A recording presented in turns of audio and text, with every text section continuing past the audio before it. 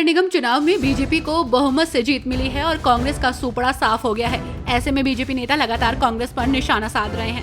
इस क्रम में नायब सिंह सैनी सरकार में मंत्री और बीजेपी के दिग्गज नेता अनिल विज ने भी कांग्रेस पर तंज कसा। उन्होंने भूपेंद्र सिंह हुड्डा का जिक्र करते हुए कहा कि इस बार के चुनाव में विपक्षी पूरी तरह से खत्म हो चुके हैं। कांग्रेस नेता सुरेंद्र राजपूत ने एनईपी और 3 भाषा नीति विवाद पर भाजपा को घेरते हुए कहा कि ये सब राज्यों की सहमति से लागू होना चाहिए, न कि पैसे के लालच से। इन्होंने आरोप लगाया कि भाजपा राज्यों को प्रलोभन देकर ये नीति लागू करना चाहती है, जो संविधान के खिलाफ है। सुरेंद्र राजपूत ने कहा कि ये गंभीर मुद्दा है और कोर्ट को इस पर संज्ञान लेना चाहिए। 3 भाषा नीति पर प्रतिक्रिया व्यक्त करते हुए कांग्रेस सांसद कार्ति चिदम्बरम ने कहा, तमिलनाडु में 2 भाषा फॉर्मूला बहुत स्पष्ट है, अंग्रेजी और तमिल। अंग्रेजी हमें वाणिज्य और विज्ञान की दुनिया से जोड़ती है और तमिल हमारी संस्कृति और पहचान को संरक्षित करती है। अगर कोई तीसरी भाषा सीखना चाहता है तो ये उसकी अपनी इच्छा है, इसे अनिवार्य बनाने का कोई कारण नहीं है। हम पर तीसरी भाषा थोपना पूरी तरह से अस्वीकार होगा और केंद्र सरकार को अपनी नीतियों को लागू करने में लचीला होना चाहिए। केरल मत्स्य समन्वय समिति ने कांग्रेस सांसद शशि थरूर के साथ मिलकर केरल के प्रमुख तटीय क्षेत्रों में केंद्र सरकार के अपतटीय खनन प्रस्ताव के खिलाफ विरोध मार्च निकाला। प्रदर्शनकारियों ने मछुआरा समुदायों पर पर्यावरण और आजीविका के प्रभाव पर चिंता जताई।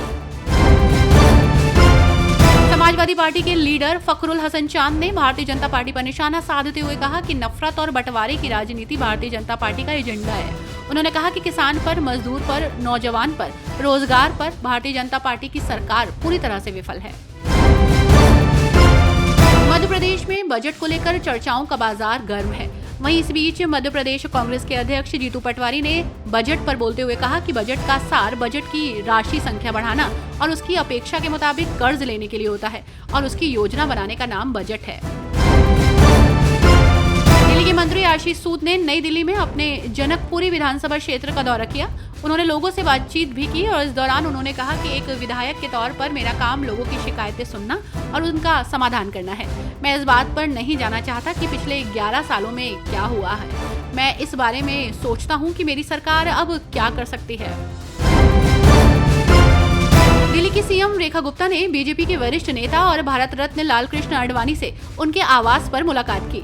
मुलाकात के बाद रेखा गुप्ता ने कहा कि मुझे आडवाणी जी का मार्गदर्शन प्राप्त करने का अवसर मिला और ये हमें हमेशा प्राप्त होता रहे।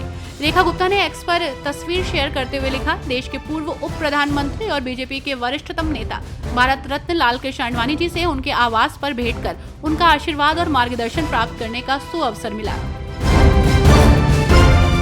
हरियाणा में अब डबल नहीं ट्रिपल इंजन की सरकार बन गई है। विधानसभा चुनाव के बाद बीजेपी ने नगर निकाय चुनाव में भी बम्पर जीत हासिल कर ली है।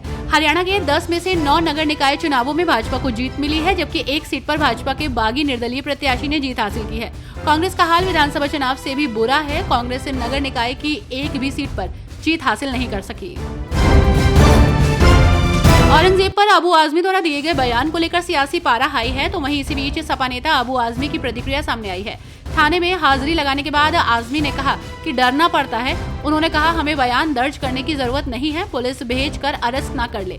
इसके लिए मैं कोर्ट गया था और जमानत ली।